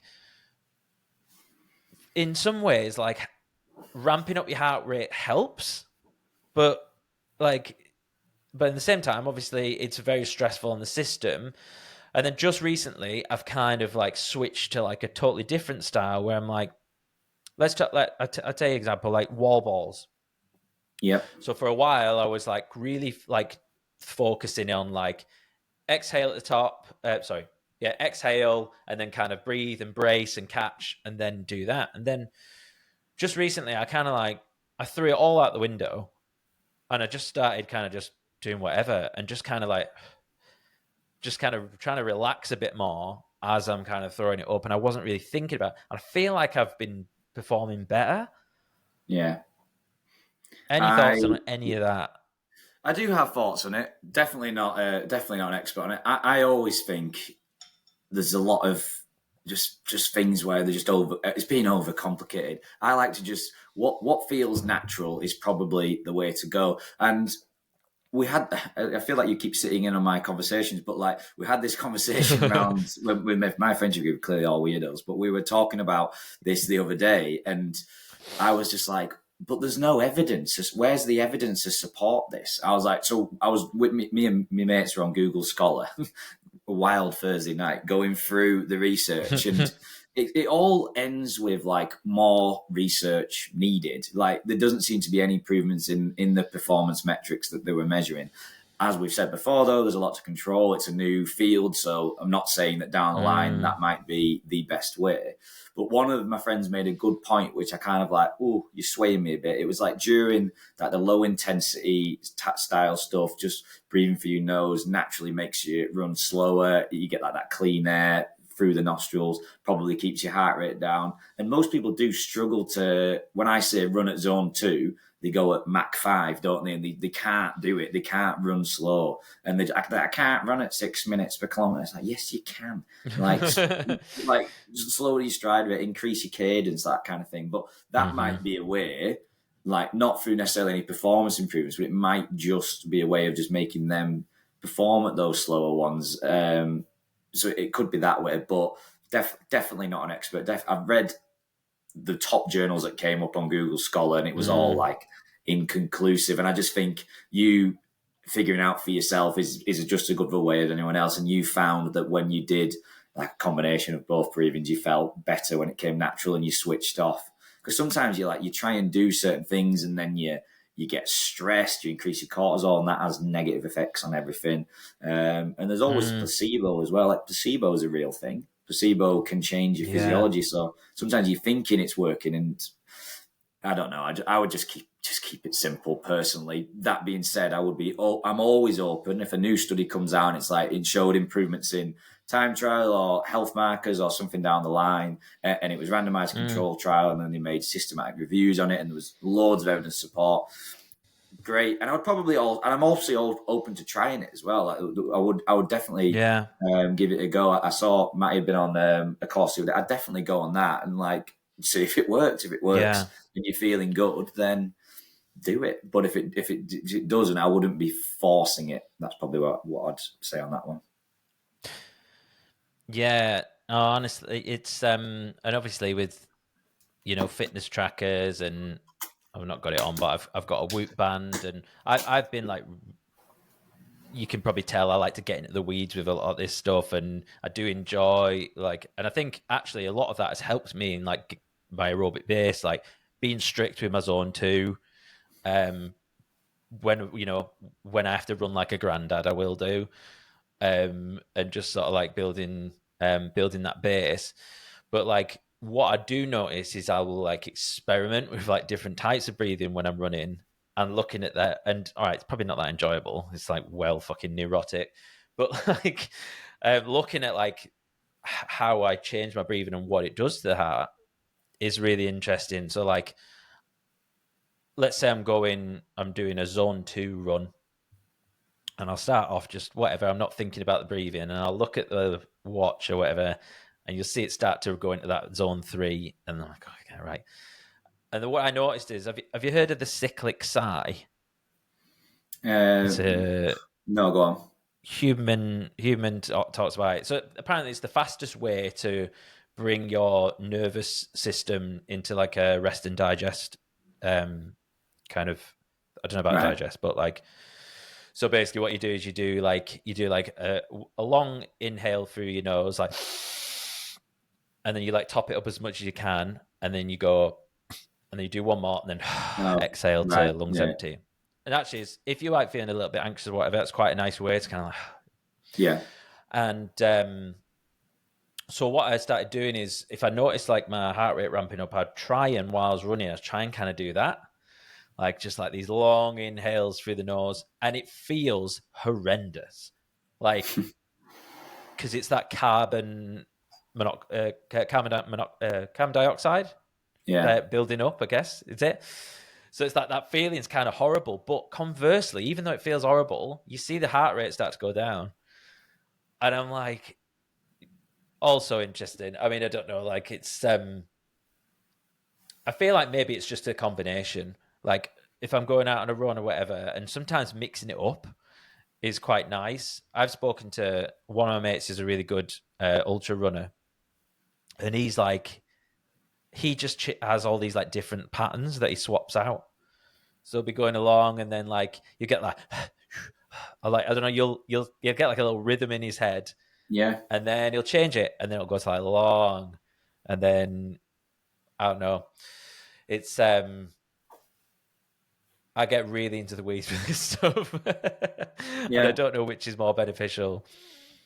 It's like psychological warfare, though, isn't it? Ultra endurance. You're always in your own head. Whether that has any physiological benefit, doing what your mate's doing, no idea. But it's clearly helping him psychologically getting through it, isn't it? Like I find that when I'm running, I've got a certain pattern with my feet and my arms that I'm like, oh, I feel good here. And I sometimes try and settle back into that, and it seems to work. Whether it is doing anything physiologically, I'm not sure. But yeah, you have your own little quirks that work for you on those kind of longer style runs. And then with your kind of running the zone too, I guess you're also relying on the accuracy of that watch that you're using. Like, is that your zone 2? You'll have never done an actual test, I imagine, to determine your heart rate zones. So you're just going off Apple Watch and Garmin and what they've prescribed for you. That the only real way is for you to do like an incremental lactate threshold test where they prick your finger and they take bloods and they analyze that blood, and when it hits a certain amount, you've gone past your lactate threshold, and then you're out of zone 2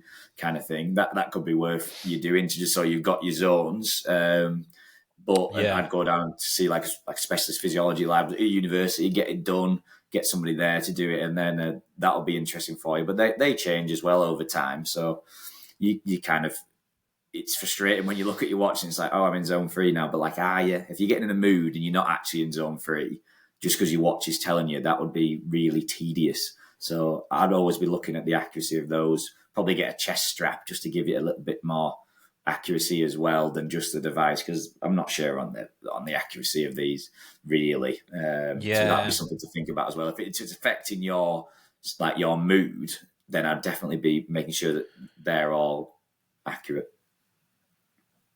Yeah, I think that because I did a little bit of research on all the different watches and stuff, and I think what I got to the realization was that the Whoop was like the most accurate. I think because the way it's so close to the skin, and I think it was something like around like 6 beats for out of like a strap, like, or something like that. So it's kind of like.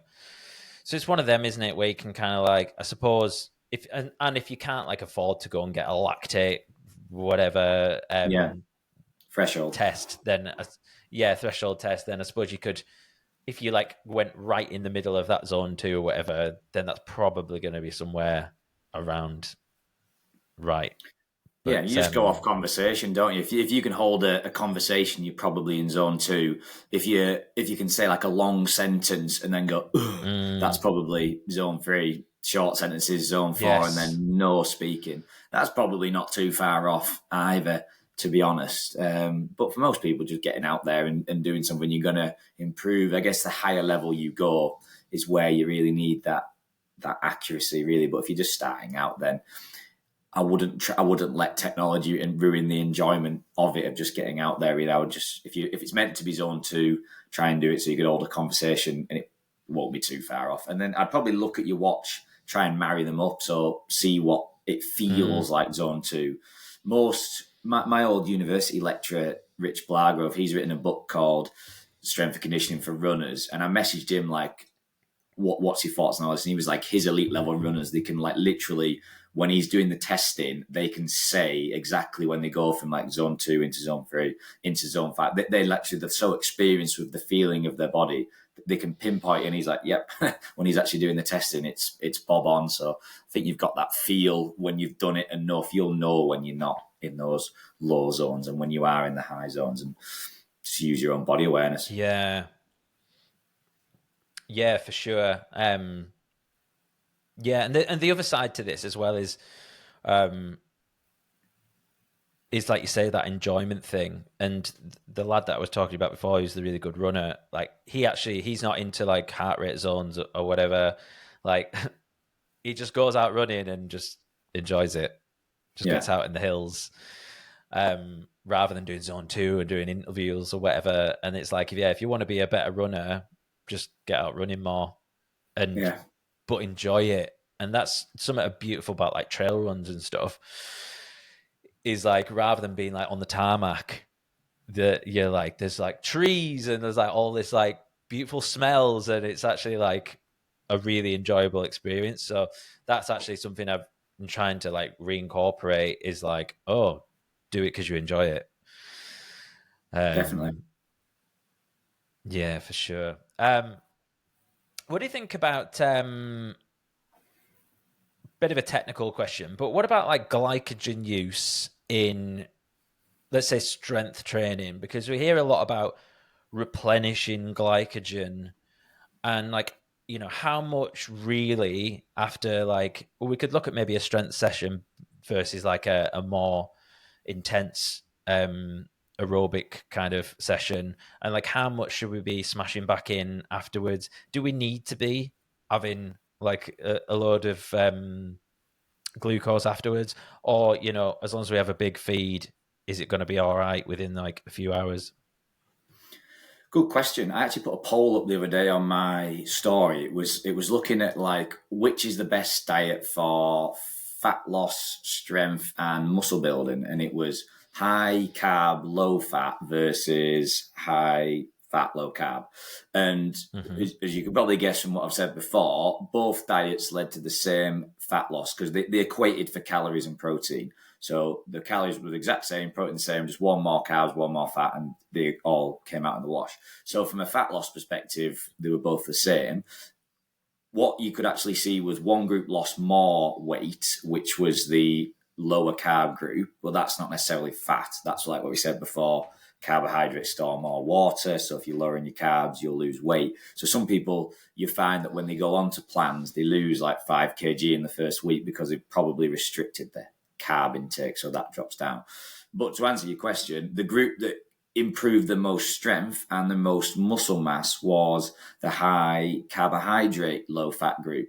And then the authors hypothesized that too, the fact that they had more energy for the repeated nature of the high intensity strength training, but they also helped with recovery in terms of replenishing that glycogen store. Now, whether they didn't go into detail on like how quickly you should replenish that glycogen store, but I think if it's been like quite an intense training session, then I would look to get it in quicker than if it was a lower one. But I think the main point is though, if you're trying to build muscle, they showed that the higher carb group was better. That if you're doing like high, really intensive strength training sessions. So yeah, I think it's an important tool there in order to help with muscle mass and for strength, really, definitely.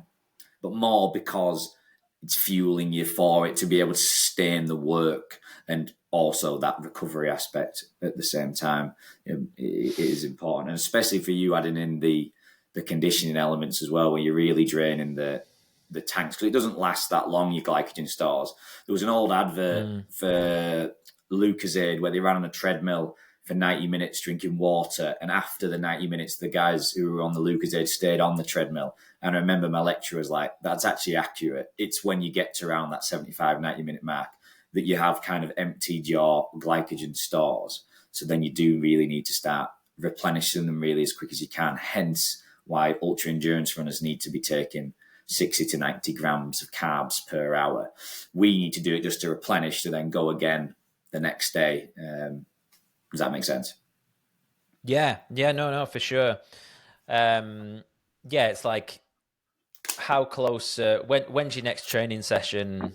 And I Yeah. suppose if you were like, you know, trying to watch your weight or whatever, but like you were training on Friday and your next session isn't until Monday, maybe it's not as important to smash in a load of glucose straight after. Would that be fair?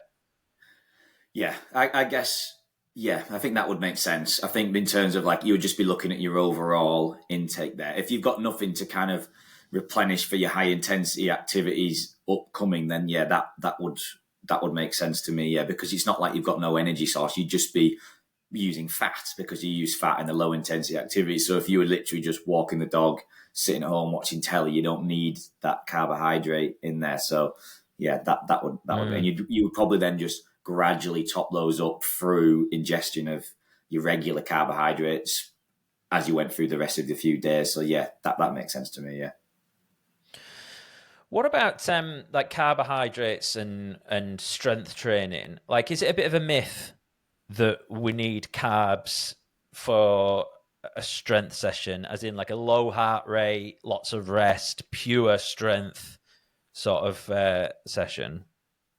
Yeah, I know what you mean there, because the duration of the actual set isn't that long, is it? So it's not going to be like requiring that carbohydrate as much. But I guess it depends on what you're doing during those initial like 3 to 10 seconds. You're generally using like creatine phosphate in the muscle. But if your set's lasting longer than that, and because of the repeated duration of it, where you probably haven't been able to replenish all your creatine phosphate from that ATP system, you would then be using carbohydrates. So I think carbohydrates are still going to be the next kind of substrate that you're using in that gym session. So I think it would make sense to use carbohydrates, to best support that kind of training session, even because it probably still wouldn't be that low intensity. It would still have those moments of like repeated muscle contractions over and over throughout that session, where it needs to recover its like fuel currency, which is ATP. So then, I still think you would have a better session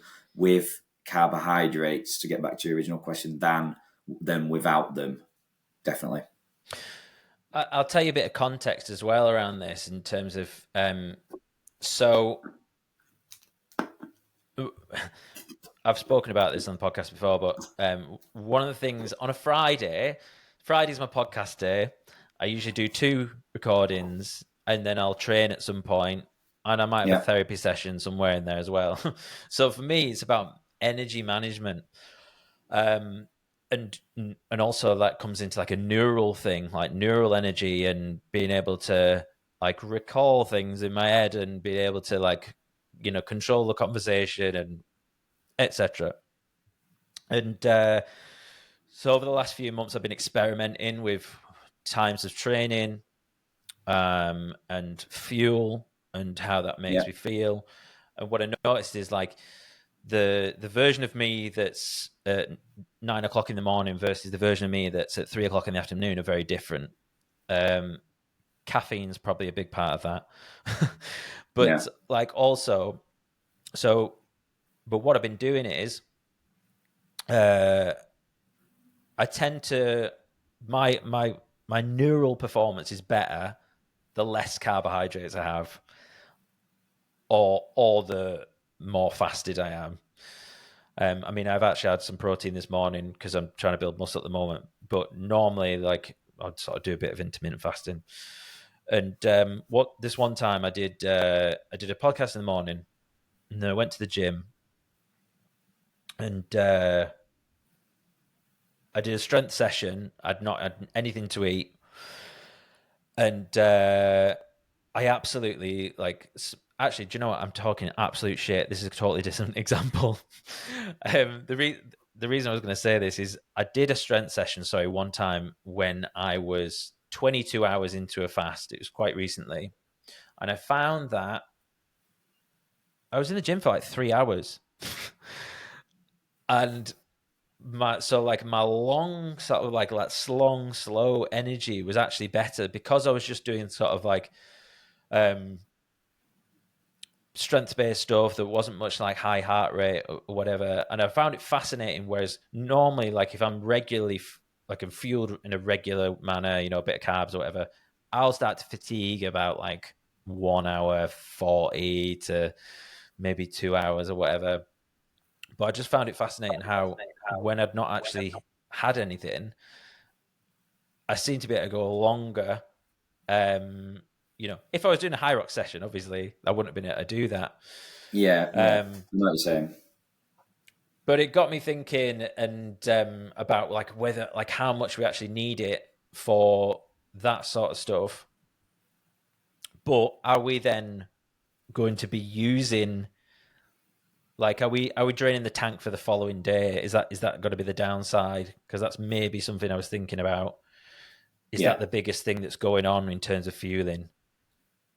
When soon as you were talking, then what I was thinking about was like, if this was a research study, you would be getting destroyed for it not being long term. So like I would be looked to seeing if you did these 2-hour fasts and you still felt great like every single time you did those gym sessions after 8 to 12 weeks, then fair enough. Then it is something that might work for you. We are all individuals who respond to different things. It might just be like a psychological thing. It might just be that you don't believe that carbohydrates are helpful, so you're in that gym session without the carbs and you're literally thinking, I feel great. And you're almost like, it's a big part of it. Like there was a study that looked at, they gave one group creatine and one group, they told them they'd had creatine and they didn't. And they both got the same results. Whereas the other groups that weren't on it and were told they weren't on it didn't. So the brain is very, very powerful. It literally convinced the person they were on creatine, they got the same results. It's crazy. So it could be that. Yeah. And then you also said about you were 1 hour 40 into the gym session, you started to feel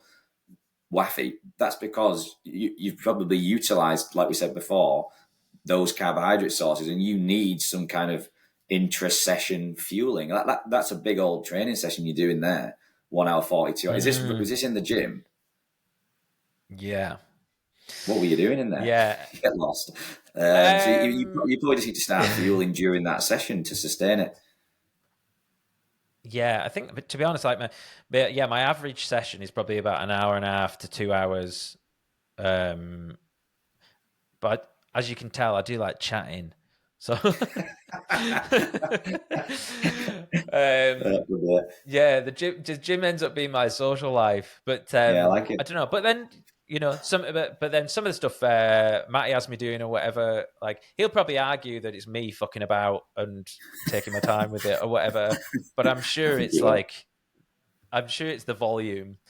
But yeah, I think I could definitely do some things a little bit quicker. But yeah, I nearly missed the start of the football the other night because I was in there way too long. But I think for me, I'm always like, as you can tell, I'm always looking at the detail. I'm like, shit, am I doing that right? Or whatever. Yeah, that's good. But anyways, sorry, I went on a bit of a fucking random thing about training fasted there. But yeah, it's something like, so today is a great example actually, where I'm going to go to the gym after this. And then I've got a podcast later on. And it's like, managing that fuel is there's a real sort of challenge, but equally, I think there's a type of carbohydrate as well, though. It's making sure you're getting the right type in. Because remember, if you take something like quick release, you get that spike in glucose and then it drops after 45 minutes. It ends up being like your energy levels lower than where you were 45 minutes prior. But if you're getting just a steady release of like your whole grain stuff, your fruits and your vegetables, your fiber stuff throughout the day, you should be okay. But that carbohydrates can make you sleepy. That's why the argument of you shouldn't have carbs after 5 is a myth, because they don't keep you awake. They often make you fall asleep. So that might be why if you're just plowing in loads of carbs, you may actually be making yourself feel sleepy and you've got to be switched on for a 2-hour podcast. So it might be, I'd be looking at the type of carbohydrate. And if you don't feel like you're needing them there and it does make you feel a little bit sleepy, then I'd just stick with what you're doing. If it's making you feel alert and more cognitively switched on for your work, then I wouldn't be probably changing it too much.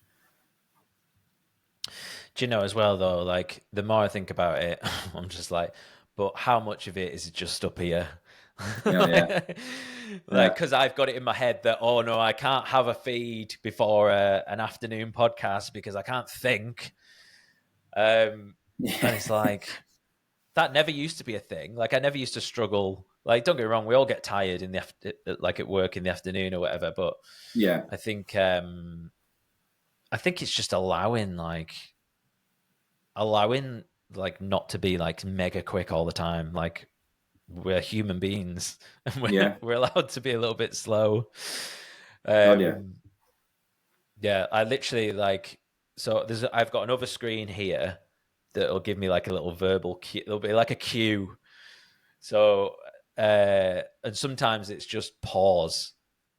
Like it literally just says pause, like just slow down, like don't worry about like jumping in with another question, like it's okay to think. Do you know what today's is? Today's prompt, which hasn't worked, is less words. It's a topic we're both interested in, isn't it, though? Like, I find myself not waffling on it. I think it's interesting. And, like, if you ask me a question that I'm interested in, I can't help it. Like, I go to town And then whilst I'm talking, I think about kind of another subject that's kind of linked to it. And then I bet someone, when I listen back to this, there's like 5-minute answers, but hopefully people take stuff from it. And we're not saying anything is set in stone. They can kind of interpret themselves, apply it to their own training, completely disagree with it. But then that's good. Then we can have a debate and then hopefully everybody moves on. But we're not saying anything that's not supported by the evidence. It's just we're saying what we're passionate about and where the research is at the moment. Yeah, for sure. And by the way, the less words is for me, like you can talk as much as you want. Like, but having said that, I have like a lot of people say they prefer some of the podcasts where like I do like blab a little bit because it's more like a normal conversation rather than going, right, okay, what's the most effective you know, like I think people just want authenticity, don't they? Right, I'm going to run through like a few more things before we wrap up, see what we can fit in.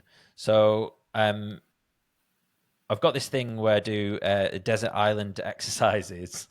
If you were on a desert island, let's say there was plenty of fuel sources there or whatever, what would be the 5 exercises you would do to give you the most chances of remaining injury-free, functional strength? 5. If I'm going to say which one I did with the most fun, I was going to say the only exercise actually, my favourite exercise at the moment I look forward to doing is the Olympic lift, the snatch. I really like that. But staying injury-free, probably have to have some kind of power in there. So I'd do like a high pull, because if I did a power clean, it's a bit more risky, so I might do that. But if I just do a high pull, I'd do that from a power perspective. I'd want some kind of squat variation, like a single leg squat in there to correct imbalances from a leg strength perspective. And then something posterior chin. So I'd keep, if it was about function, I'd go like a single leg RDL.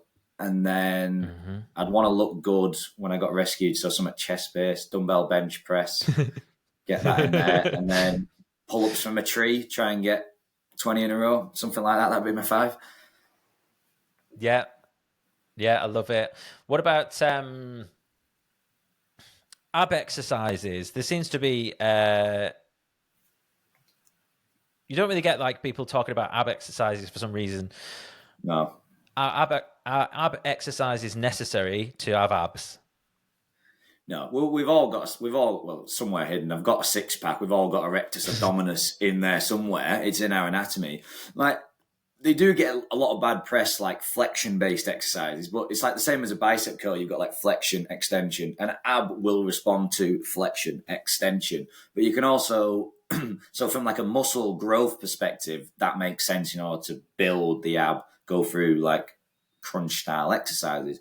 Obviously, that can then lead to, if you do it too much, can lead to lower back issues, kind of repetitive strain on the vertebrae. And so there's more kind of functional style exercises that I put into my plans, and that's you've got 3 categories. So you want exercises that like stop sideways movement, so that's anti-lateral flexion. So that might be like farmers carries, suitcase carries, side plank. They stop the body going like that way. You've got anti-flexion and extension, so you stop the body going forwards and backwards. For that for me is like dead bugs, hollow holds, hollow rocks, where I'm maintaining that same posture. And then finally, you've got anti-rotation. So you're stopping the body twisting. And that might be like, I don't know if you've ever done like pal-off press, where you're pressing out like that, cable wood chops. That's what a sports person should have in their plan. Because if I'm trying to score a try and someone smashes into me sideways, I don't want to go that way. I want to be able to stay stiff and then knock them that way. Same in a rugby scrum. If I'm pushing against them, I don't want to collapse. It's about usually resisting movement. That's what the core's for. But then some sports do need rotation, like a golf swing. So you would add rotational base, like that cable wood chop where you're twisting. So from a bodybuilding perspective, I think it does make sense to add in still some flexion extension based exercises. But from a sports perspective, usually it's about resisting movement with those 3 categories.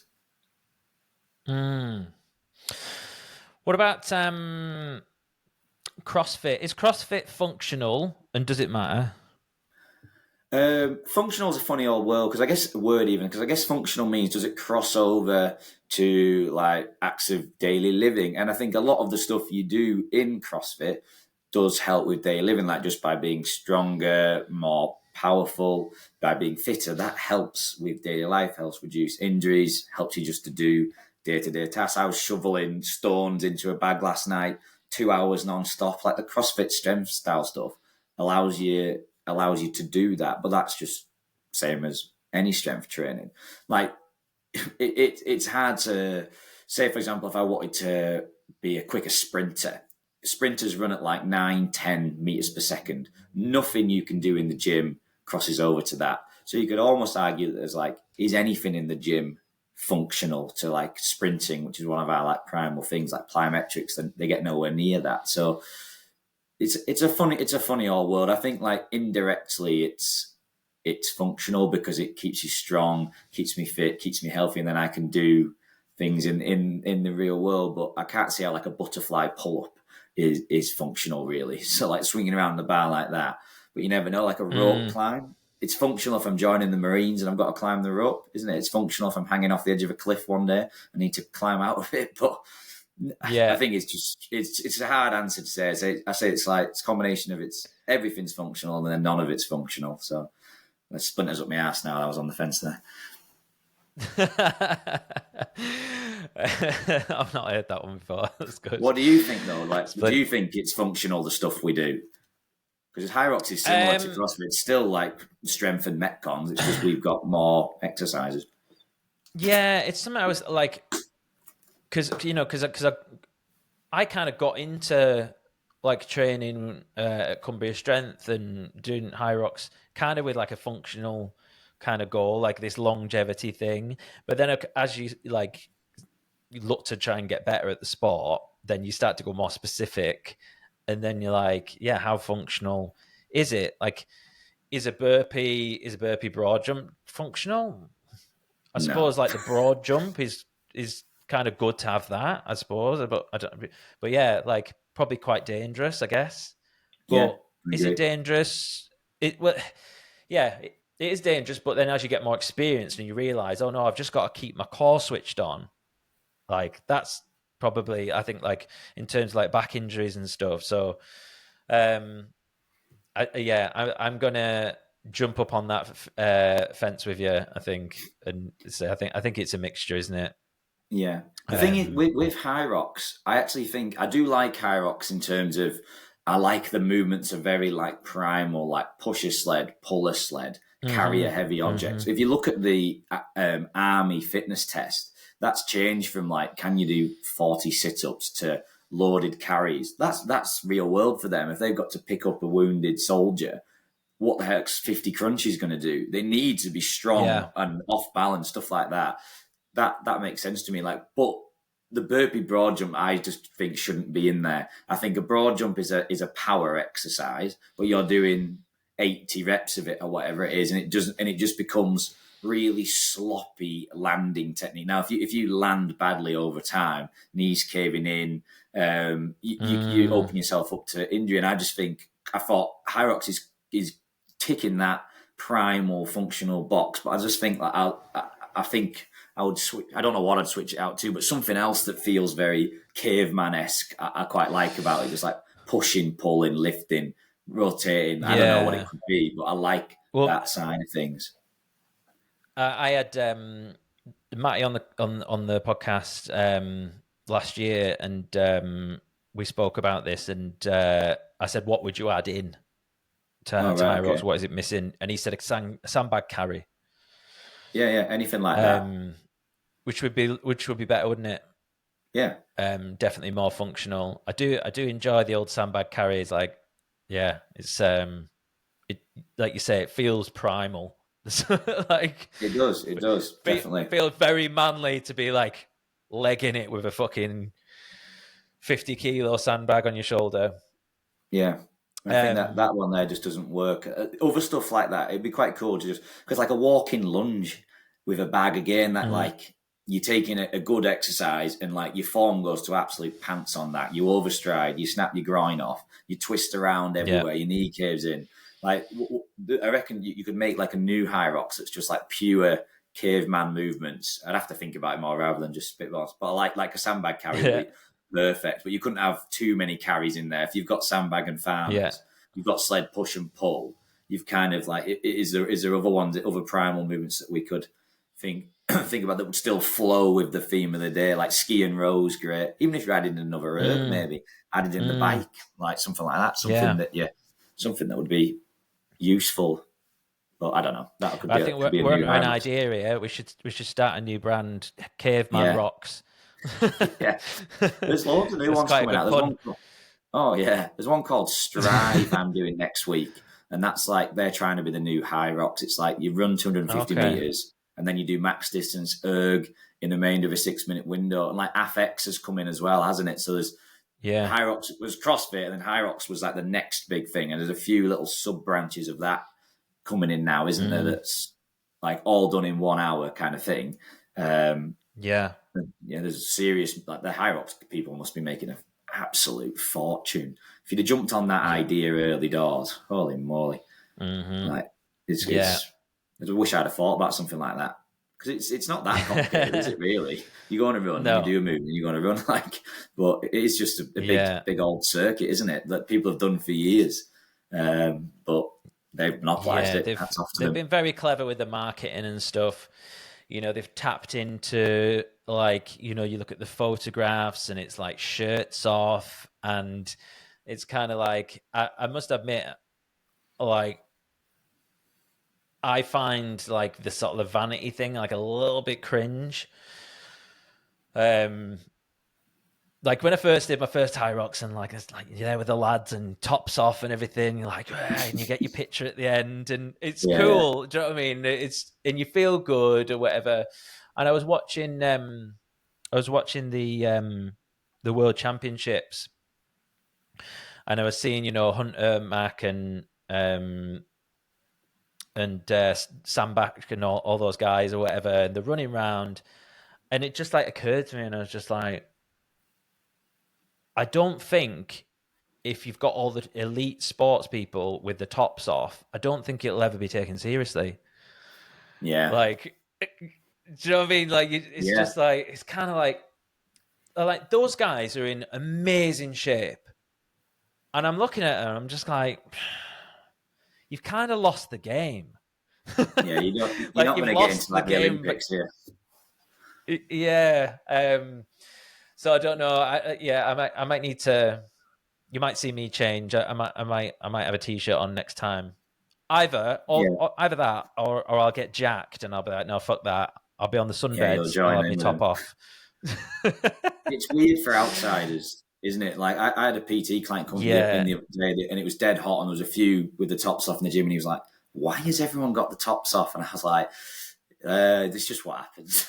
it's just a thing. It's just like I've taken my top off before, and it not for vanity, just because I'm sweating my pan off, and the gym has got zero air conditioning. But I definitely do just think like, as soon as someone comes into the gym, I'm like, right, top back on. I feel body dysmorphic. So it's a funny one. You couldn't imagine like Usain Bolt and then doing 100 meters topless and stuff like that. It just doesn't make sense, does it? For the elite athletes. I mean, in some ways, it is kind of like this. It's like primal thing, and there's obviously it's natural. It's natural to like, you know, wandering around with no clothes or what. That is natural. But yeah, it just is a bit strange. I do find though, you get like an extra gear, like if you take the top off. So I agree. I completely can relate to that. I remember like I was doing a class once and I was like really amped up for it. And it was like, I remember like just for a moment, I was like just looking around, and I think I was looking for something else to take off. And I was like, it was literally just my shorts. And I'm like, all right, well, they're not coming off. Next class.